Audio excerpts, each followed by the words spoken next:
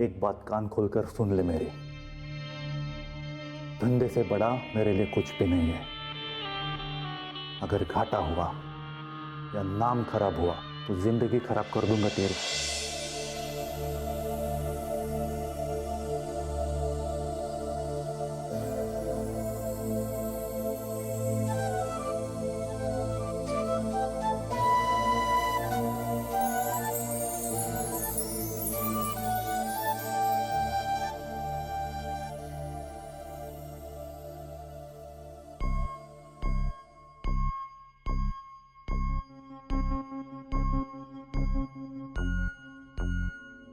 चचा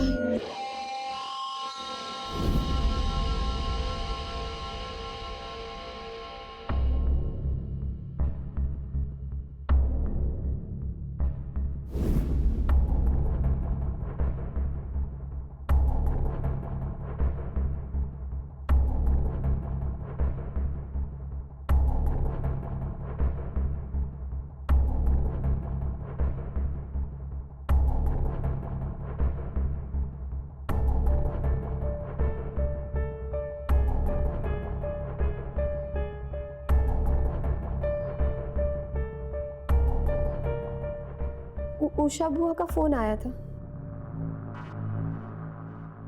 उनकी बेटी की सगाई है,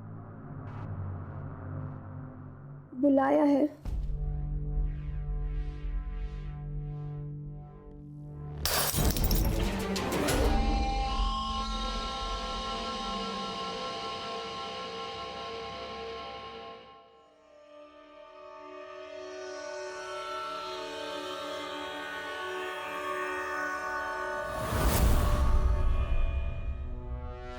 अरे भाभी, आप क्यों भैया से ऐसी बातें करती हैं जो उन्हें पसंद नहीं है? अरे आप तो उनका मूड जानती हैं ना। आपको बाहर चलना है तो मैं हूं ना, मैं लेके चलता हूं आपको। भैया को परेशान करने की क्या जरूरत है? मैं अपनी बाइक पे बिठा के ले चलता हूं ना आपको। आप बस पीछे से मुझे कस के पकड़ लेना। ये क्या कर रहे हो? दूर रहो मुझसे। भाभी, आप तो नाराज हो गई कि आपके आंसू देखे नहीं गए मुझसे, इसीलिए तो आपको खुश करने की कोशिश कर रहा हूं। तो बदले में आपको भी मुझे खुश करना होगा। क्या है ना, औरत का तो धर्म ही होता है मर्द को खुश करना। हाथ में रहो। ये मत भूलो कि मैं तुम्हारे बड़े भाई की पत्नी हूं, समझे? ठीक है फिर।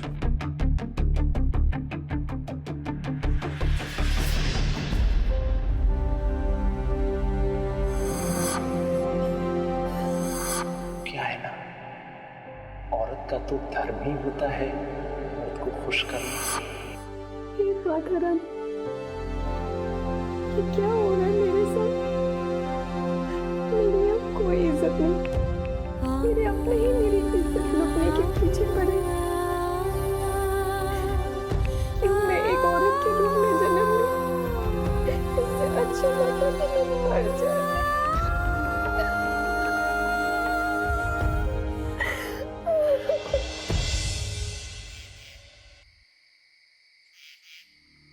देख भाई, धंधा ना मुझे भी बढ़ाना है, और धंधा कितना भी बड़ा हो जाए, सारा मुनाफा तो सुखबीर भाई रख लेते हैं और मुझे वही चवन्नी ठन्नी थमा देंगे। और इस बार ना बड़ी होशियारी से पैसे निकालने होंगे उनसे। कोई नहीं, जैसे ही मौका मिला ना मेरी तिजोरी साफ कर देंगे इनकी। अजीत, मैं तेरे को बाद में कॉल करता हूँ। किसकी तिजोरी साफ करने की बात कर रहा था बेटा? अरे वो है ना भैया, मनीष अपना दोस्त। अरे जो कटेश्वर के यहाँ काम करता है, उसी को समझा रहा था कि सेठ कटेश्वर को ऐसा चूना लगाए तो बर्बाद हो जाए। तो कटेश्वर का बच्चा हमसे आगे कैसे जा सकता है? तो कटेश्वर को हम बाद में देख लेंगे, समझा? लेकिन ये बता कि बिजनेस बढ़ाने के लिए तुमने कुछ सोचा है? अरे हाँ भैया, हो गई ना बात। एक लड़के से बात की है, MBA किया है उसने और बिजनेस की बहुत अच्छी समझ है उसको। सेठ कटेश्वर को भी बिजनेस के आइडियाज उसी ने दिए थे। ठीक है, कल बुला लेना उसे। बेटा अजीत, आज बाल बाल बच गए।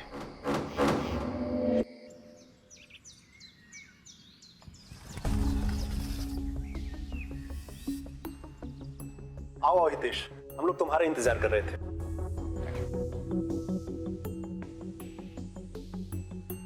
भैया ये हितेश जी हैं, हमारे नए बिजनेस सुपरवाइजर। Hello sir. आइए हितेश बाबू, बैठिए।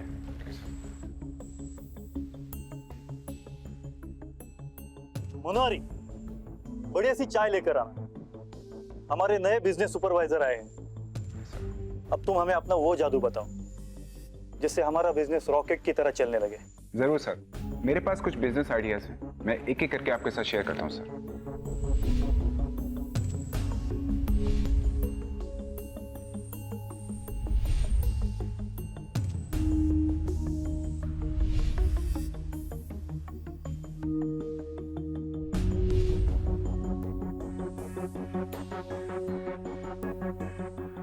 चाय।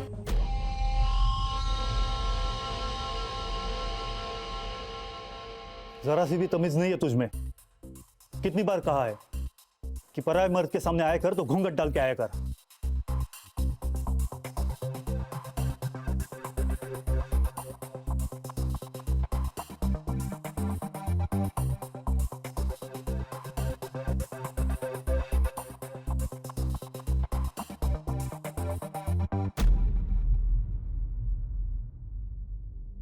सर मैं आपको लैपटॉप में और भी ज़्यादा ब्रीफिंग दे सकता हूँ sir, we can do that also.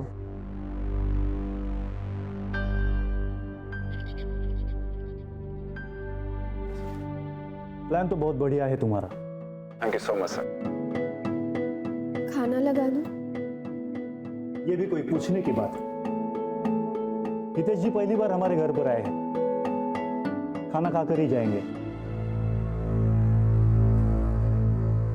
Sir मैंने आपसे लोन वाली बात की थी ना, अगर आप लोन भाभी जी के नाम से लेंगे तो लोन मिलने में कोई भी प्रॉब्लम नहीं होगी सर। सर मैं तो कहता हूँ भाभी जी को अपना बिजनेस पार्टनर बना एक मिनट, हमारे यहाँ की औरतें घर में ही अच्छी लगती है। लेकिन सर आज की डेट में लड़कियाँ औरतें मर्दों के साथ कंधे से कंधा मिलाकर चल रही हैं, तो भाभी जी क्यों? एक बार बोल दिया ना तो ना, लोन का काम हो जाएगा। बस तुम अपने काम पर ध्यान दो। अजीत, काम समझा करते।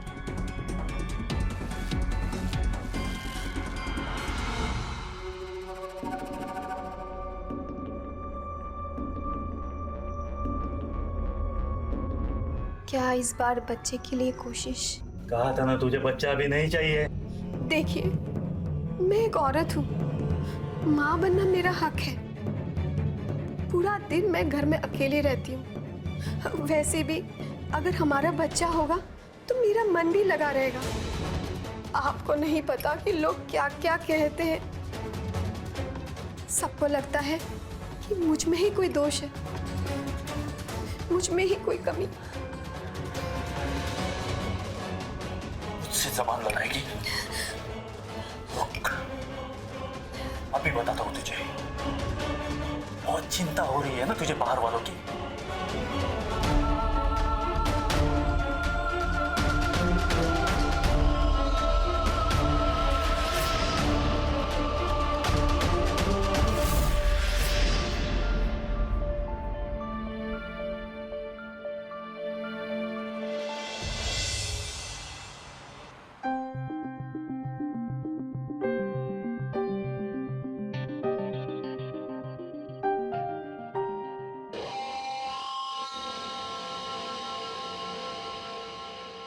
मिल गई फुर्सत तुम्हें? 2 दिन से तुम्हारा इंतजार कर रही हूँ। मैंने कितने सारे कॉल किए तुम्हें, और तुम हो कि तुम्हें मेरी चिंता ही नहीं है। अरे तुम्हारी चिंता है इसीलिए तो मैं यहाँ आया हूँ। चलो थूक दो ये गुस्सा और खुश करो मुझे। आज मैं अपने हाथों से तुम्हारे कपड़े निकालूंगा। कैसी बातें कर रहे हो तुम मेरे साथ? मैं कोई बाजार औरत हूँ क्या? देखो सुखबीर, 2 साल से हम दोनों के संबंध चल रहे हैं, अब हमें शादी कर लेनी चाहिए। कब तक चलेगा ये सब? प्यार की पड़ी ही नहीं है। ठीक है, अगले महीने कर लेते हैं शादी। सच? बिल्कुल। मैं कल ही पंडित जी से बात करके अगले महीने की तारीख निकालता हूँ। क्या राजा, तुमको जॉब हम दिलाए और तुम सुखबीर भैया के खास होते जा रहे हो। जब देखो तब उनके आगे पीछे घूमते रहते हो। काम भी तो आप ही का कर रहे हैं जी। वैसे सुखबीर जी उम्र में बड़े हैं, उनके पास तजुर्बा है, तो उनसे राय लेना जरूरी हो जाता है। अच्छा वो सब छोड़ो, जो बोल रहा हूँ ध्यान से सुनो। जी। सुखबीर भैया आपसे तुम्हें अकाउंट्स का भी काम देने वाले हैं, तो अब उनको फायदे की आड़ में भयंकर घाटा देना है। बाकी तुमको तुम्हारा कमीशन मिल जाएगा। जी आप कीजिए, मैं आपकी बात को समझा नहीं। अजीब आदमी है आप, इतनी मामूली सी बात समझ नहीं आई। अब से तुम्हें सिर्फ मेरे लिए काम करना है। हम दोनों भाइयों के इस बिजनेस में फायदा सिर्फ मेरा और घाटा सिर्फ सुखबीर भैया का होना चाहिए, समझे? माफ कीजिए, ये काम मुझसे नहीं हो पाएगा। किसी को धोखा देके मैं काम नहीं कर सकता। मेरे टुकड़ों पर पल रहा है तू, और मेरी ही बात मानने से इनकार कर रहा है। शायद तू जानता नहीं कि मैं क्या कर सकता हूँ। अजीत जी, आपको मुझे नौकरी से निकालना है, निकाल दीजिए, पर मैं किसी को धोखा नहीं दे सकता। सुनिए सुनिए, क्या है? आपका लाइसेंस आप भूल गए। बाहर में गया ये लाइसेंस? कितनी बार बोला तुझे कि बाहर जाते समय टोका टोकी मत किया कर, अपशकुन होता है। लेकिन एक बार की बात कैसे समझोगे तुम?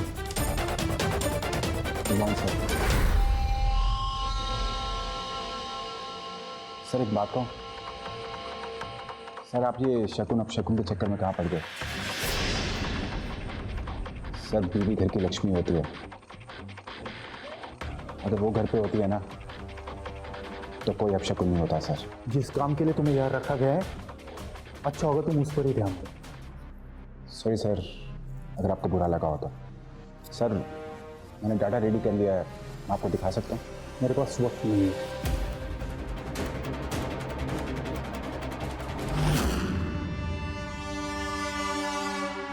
आप बैठिए, मैं आपके लिए चाय लाती हूँ।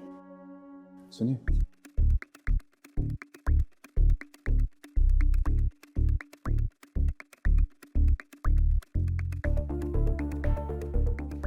देखिए मुझे यहाँ पर काम करते हुए 1 हफ्ते से ज़्यादा हो गया, पर इतना तो मैं समझ गया, आपके पति और देवर का नेचर बहुत ही अलग है। वो लोग औरतों की इज्जत करना बिल्कुल नहीं जानते हैं। पर आप मुझे गलत मत समझिए, मैं वैसा बिल्कुल नहीं हूँ। मैं औरतों की इज्जत करना बिल्कुल जानता हूँ। क्या हुआ, आप चुप क्यों हैं? लगता है मैं आपके लिए अभी तक अनजान हूं। एक काम करते हैं, हम दोस्ती कर लेते हैं, उसके बाद आप खुल के मुझसे बात भी कर पाएंगे। फ्रेंड्स, मैं जानता हूं आपका कोई दोस्त नहीं है, विश्वास कीजिए, मैं अपने दोस्तों का बहुत ख्याल रखता हूं और उनको दुखी बिल्कुल नहीं देख सकता हूं। वैसे भी अगर आप मुझसे दोस्ती करेंगे ना तो इसी बहाने आपका काम भी हो जाएगा। औरतों को बात करने का बहुत शौक होता है, तो अपने दिल की बात आप मुझसे शेयर भी कर सकेंगे और मेरा काम भी हो जाएगा। तो फ्रेंड्स,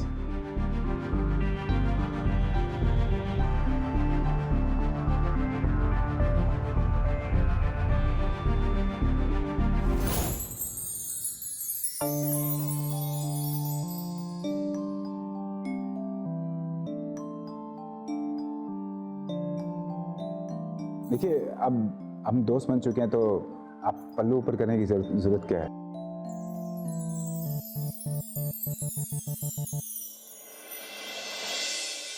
कमाल का काम किया है हितेश बाबू तुमने। तुम्हारी वजह से अब हमारा धंधा अच्छा चलने लगा है, तो इसीलिए मैंने सोचा है कि सारा हिसाब किताब तुम ही देख लो। सुखबीर जी, हिसाब किताब देखने में काफी टाइम लग जाता है और मेरा दिन का सारा टाइम तो फैक्ट्री का काम देखने में लग जाता है, तो मैं हिसाब किताब के लिए टाइम कब निकालूंगा? कोई बात नहीं, फैक्ट्री का काम खत्म होने के बाद तुम यहाँ आ जाना, 1-2 घंटे हिसाब किताब का काम कर लेना और चले जाना। क्यों अजीत? अरे तुम इतनी चुप क्यों हो? बोलो भी कुछ। हाँ भैया, बिल्कुल सही कह रहे हैं आप। अरे हितेश भाई, अब मान भी जाओ।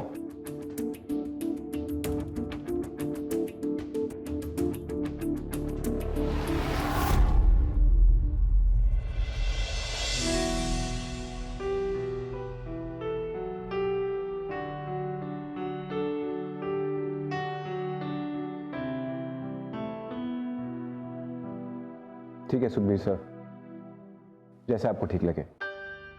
ये हुई ना बात, तो कल से काम शुरू कर देते हैं। जी।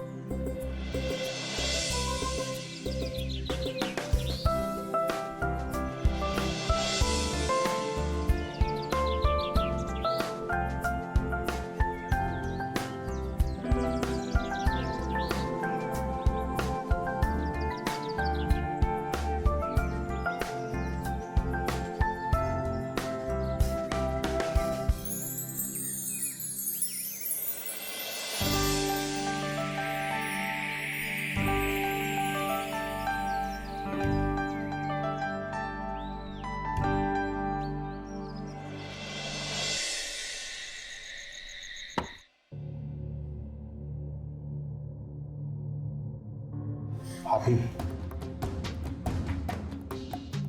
अपने देवर से इतना क्यों घबरा रही हो भाभी?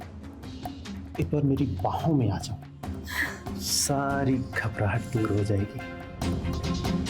जो मजा भैया आज तक नहीं दे पाए आपको, मैं दे सकता हूँ। चले जाओ यहाँ से, नहीं तो बेकार में अपना समय बर्बाद कर रही भाभी। भैया तो वैसे भी सुबह तक उठने वाले नहीं हैं।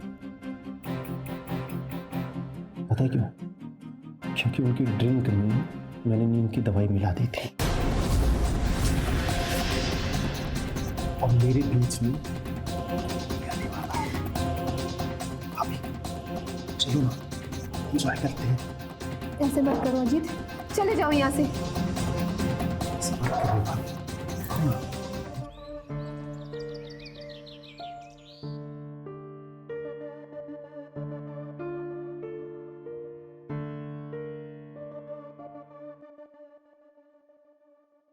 अजीत,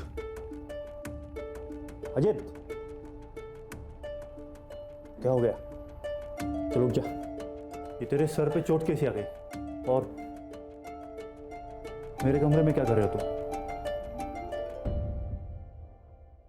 मैं बताती हूँ आपके छोटे भाई के सर पे चोट कैसे लगी। और जब मैंने अपने आप को बचाने के लिए मैंने इसे धक्का मारा तब इसके सर पे चोट लग गई थी। भाभी जी आप क्या बोल रही हैं आप? घटिया इल्जाम कैसे लगा सकती हैं आप मुझ पे? झूठ बोलने से तुम्हारी असलियत छुप नहीं जाएगी अजीत। धोखा दे रही है आपको और मेरे साथ जबरदस्ती करने की कोशिश की। भैया ये हम दोनों भाइयों के बीच में ना दरार डालने की कोशिश कर रही हैं। आपको याद है ना, कल रात को दारू पीने के बाद मैं ही आपको कमरे में लेके आया था। उसके बाद जब आप नशे की हालत में यहाँ पर गिर गए थे और शायद उसी टाइम मुझे ये चोट लगी होगी। झूठ बोल रही है।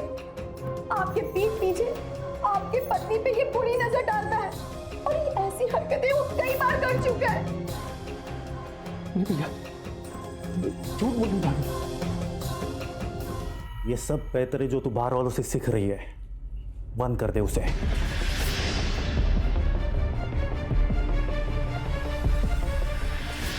मैं नहीं जानता था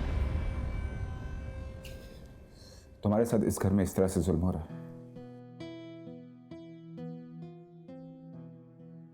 देखो जो बीत गया मैं उसको नहीं बदल सकता हूं, लेकिन तुम्हारा आने वाला कल बेहतर होगा।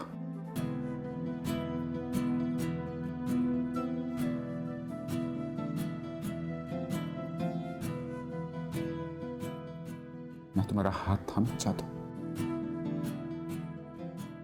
और सारी जिंदगी तुम्हारे साथ बिताना चाहता हूं।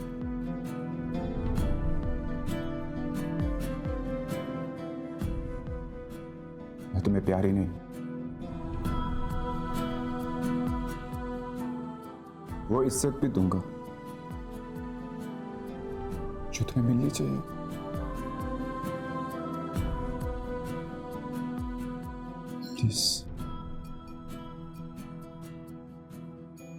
प्लीज मनोरी, मेरे प्यार को एक्सेप्ट करो। मैं अपनी सारी जिंदगी तुम्हारे नाम कर दूंगा।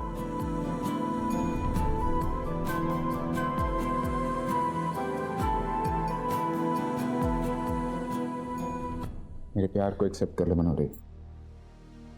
इस नर्क को छोड़ दो। इस नर्क से निकलकर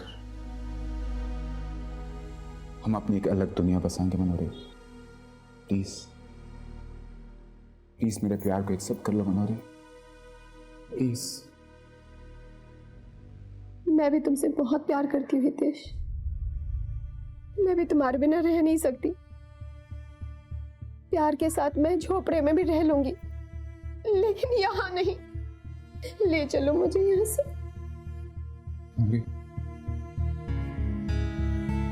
अब हम अपनी एक अलग दुनिया बसाएंगे। हमारे प्यार के बीच में कोई नहीं आ पाएगा मनोरी। मैंने इनके ड्रिंक्स में नींद की दवा मिला दी थी। अब सुबह तक ये आराम से सोते रहेंगे और हम प्यार करेंगे। जल्दी आओ, चुप चुप।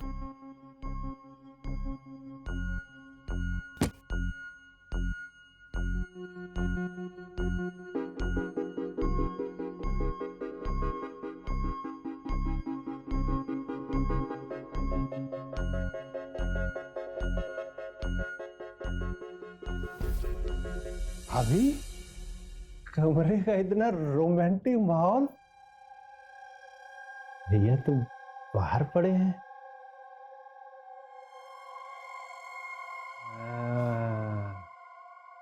मेरे आने का इंतजार कर रही थी ना आप? तुम्हारे भैया का इंतजार कर रही हूँ। चलो जाओ यहाँ से। भाभी,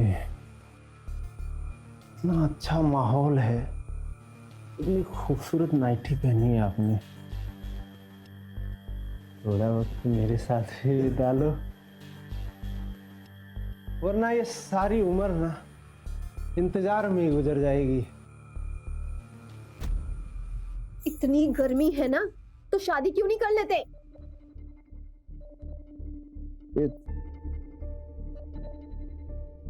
शादी नहीं करनी भाभी,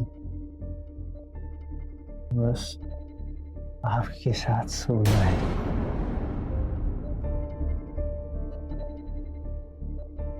भाभी, आओ ना। मैं मेरी मेरी बाहों में आओ ना भाभी।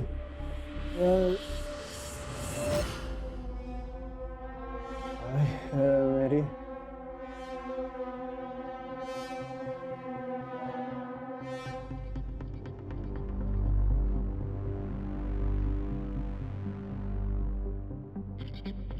जल्दी जाओ।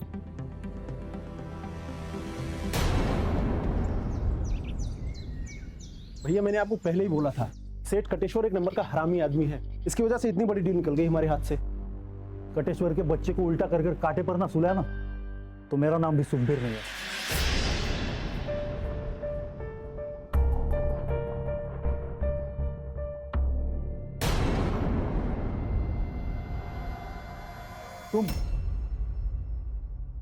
तुम यहाँ क्या कर रहे हो इस वक्त, और हमारे कमरे में क्या कर रहे थे?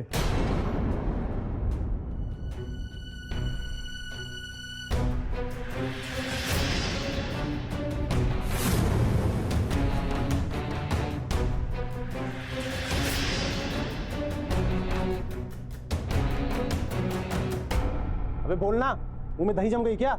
सर वो मैम के रूम में ना टीवी का नेटवर्क का इशू था सर, तो मुझे एक इम्पोर्टेंट फाइल लेनी थी सर।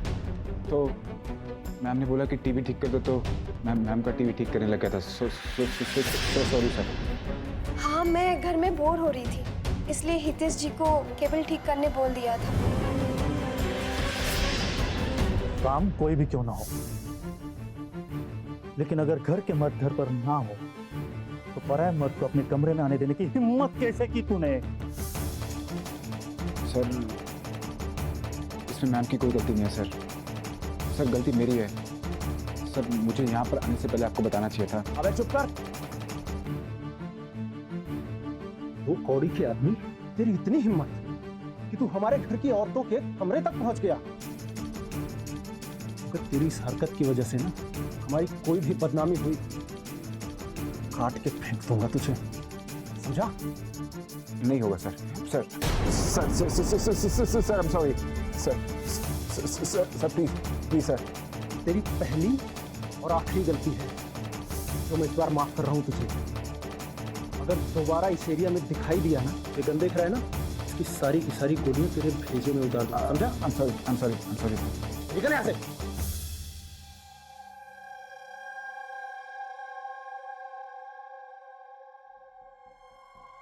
जो गलती तूने की है उसकी सजा तो तुझे मिलकर ही रहेगी।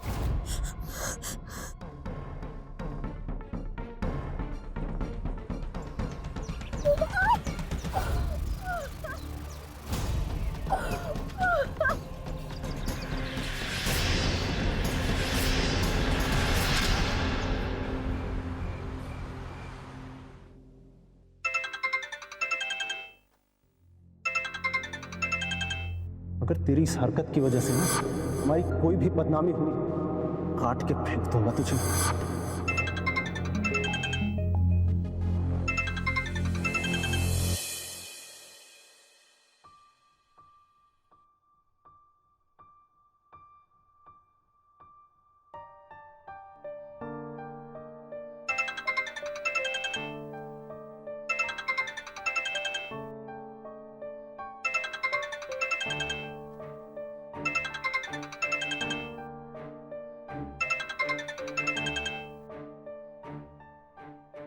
हाँ मनोरी बोलो। हेलो हितेश जी, आप मुझसे ये बर्दाश्त नहीं होता। मुझे इस नर्क से कहीं दूर ले चलो, बहुत दूर, जहाँ हमारे सिवाय कोई ना हो। मैंने फैसला कर लिया है, अपने सारे पैसे और गहने लेकर आज ही हम ये शहर छोड़ के चले जाएंगे। मनोरी मुझे माफ कर दो प्लीज, मैं तुम्हारे साथ नहीं भाग सकता हूँ। क्या मजाक कर रहे हो ना तुम? नहीं मनोरी, मैं तुम्हारे साथ मजाक नहीं कर रहा हूँ। मनोरी मैं तुमसे प्यार करता हूँ, लेकिन मेरे अंदर इतनी हिम्मत नहीं है मैं तुम्हारे साथ भाग सकूं। कल को अजीत जी ने और सुखबीर जी ने मुझे मार दिया तो मेरी माँ और मेरी बहन का क्या होगा? देखो प्लीज प्लीज मेरी बात समझने की कोशिश करो, मैं तुम्हारे साथ नहीं भाग सकता। हितेश, मुझे हिम्मत देते थे तुम, और आज खुद ही हिम्मत हार गए। सोचा था तुम्हें मिलकर बताऊंगी, तुम्हारे बच्चे की माँ बनने वाली हूँ मैं, पेट से हूँ मैं। क्या? मनोरी, इस वक्त मैं कोई भी फैसला नहीं ले पा रहा। मनोरी, हम दोनों के लिए अच्छा होगा कि तुम इस बच्चे को गिरा दो। क्या? ये क्या बोल रहे हो? बच्चा गिराने की बात कर रहे हो? हम दोनों ने मिलकर फैसला किया था कि हम अपना दुनिया बसाएंगे, और अब तुम ऐसी बातें कैसे कर सकते हो? मैं जो तुमसे कह रहा हूँ वो बिल्कुल सही कह रहा हूँ। मेरी बात समझो। इस वक्त हमारा मिलना, बात करना खतरे से खाली नहीं है। मनोरी, मुझे आज के बाद फोन मत करना, समझी? हेलो हितेश,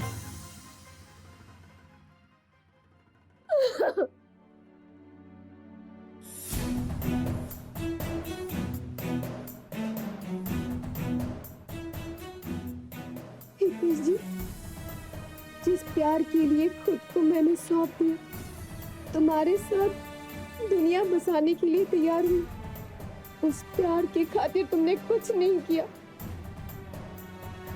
मुझे छोड़ दिया, धोखा दिया मुझे।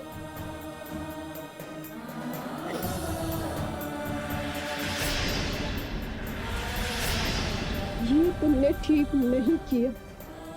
तुमने भी सिर्फ मेरे जिस्म से प्यार किया। तुम्हें इस बात की सजा जरूर मिलेगी हितेश।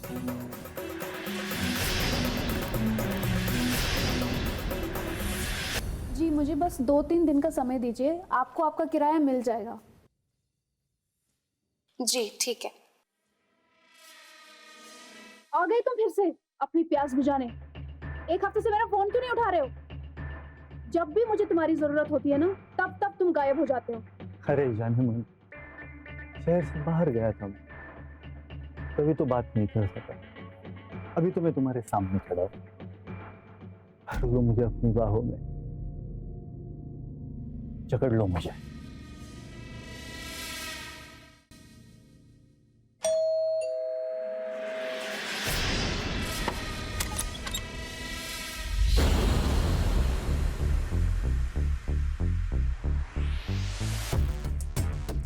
इंस्पेक्टर साहब, आप यहाँ? मनोहरी क्या लगती है आपको? पत्नी है मेरी। कहाँ है वो? गिरफ्तार करने आए उन्हें। आपके यहाँ काम करने वाले हितेश कुमार की कत्ल की जुर्म में उन्हें हितेश कुमार को मार डाला, उसके बाद उनकी लाश को खेत में जलाकर राख कर दी। कांस्टेबल, लेके आओ उन्हें।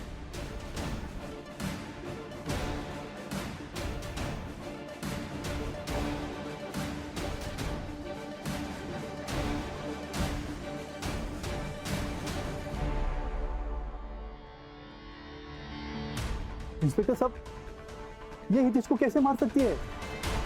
इसने आज तक एक मच्छर भी नहीं मारा है। हितेश कुमार के फोन से हमें कुछ ऐसा मिला है जिससे साबित होता है कि तुम्हारी पत्नी और हितेश के बीच में काफी समय संबंध है। हितेश के फोन से कुछ मैसेजेस और कुछ वॉइस नोट मिले, जिसमें इन्होंने साफ साफ कहा है हितेश अगर इनके साथ नहीं भागेगा तो इसे जान से मार देंगे। देखा भी, मैंने तो आपसे पहले भी कहा था कि भाभी के चाल चलन ठीक नहीं है। हे भगवान, भरोसा नहीं हो रहा है कि तू ऐसी बदचलन निकलेगी। अरे भैया, मैंने कितनी बार बताया पहले भी आपको कि भाभी ने मुझ पर भी हाथ मारने की कोशिश की थी, और मुझे लगा मजाक होगा, पर ये तो हवस की पुजारन निकली। बेचारे सीधे साधे हितेश को अपने प्यार की जाल में फंसाकर मार डाला।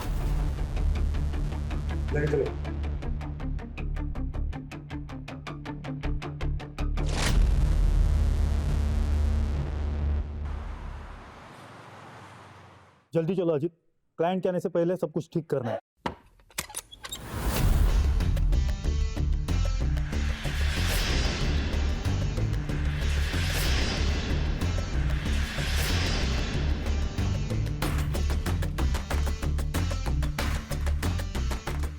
इंस्पेक्टर साहब,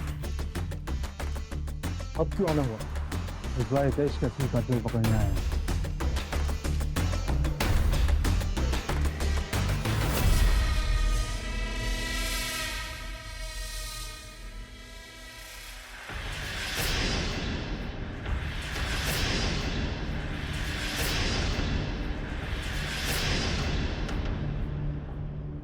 सुखवीर और अजीत, तुम दोनों को हितेश के कत्ल के जुर्म में गिरफ्तार करते हैं। ये क्या मजाक है इंस्पेक्टर साहब?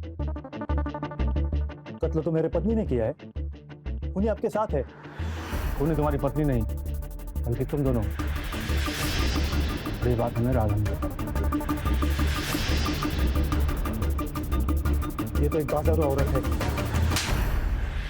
बदतमीज, हर रात मेरे जिस्म के साथ खेलते रहे और मुझे ही बाजारू औरत कह रहे हो। शर्म आनी चाहिए तुम्हें। इंस्पेक्टर साहब, मैं इस आदमी के साथ प्यार करती थी और इसी के साथ शादी भी करना चाहती थी, लेकिन हर बार ये मेरे जिस्म के साथ खेलकर पता नहीं कहाँ गायब हो जाता था। और आपको पता है, हितेश का जिस दिन कत्ल हुआ था उस रात ये मेरे पास आया था और उस दिन भी मैंने इसको यही बोला कि मुझे तुमसे शादी करनी है, लेकिन तब इसने मुझ पे हाथ उठाया और मुझे धमकी भी दी कि अगर मैंने फिर से इसको शादी के बारे में बोला तो ये मेरा भी वही हाल करेगा जो इसे अपनी पत्नी का किया। और जब मैंने इसे पूछा तो नशे की हालत में इसने सब कुछ बक दिया। इसने अपने यहाँ काम करने वाले हितेश को मार दिया और उसके कत्ल के इल्जाम में अपनी बीवी को फंसा दिया। उसी दिन मैंने सोच लिया था कि मैं इस मक्कार के चक्कर में किसी बेगुनाह की जिंदगी खराब नहीं होने दूंगी। बोलो क्यों मारा तुमने? यही बताओगे या पुलिस स्टेशन चल के बताओगे? इंस्पेक्टर साहब, वो हमें पता चल चुका था कि मनोहरी और हितेश के बीच में चक्कर चल रहा है। जिस दिन मनोहरी हितेश से भागने की बात कर रही थी, तभी मैंने उसे ये कहते हुए सुना कि वो उसके बच्चे की मां बनने वाली है। मुझे ये बात बिल्कुल बर्दाश्त नहीं होगी और तभी मैंने ये सोचा कि इन दोनों को छोड़ूंगा नहीं। फिर चालाकी से हम दोनों ने हितेश को यहाँ बुला लिया और मनोहरी के सामने उसको इतना पीटा कि वो अधमरा हो गया और उसे खेत में ले जाकर जला दिया।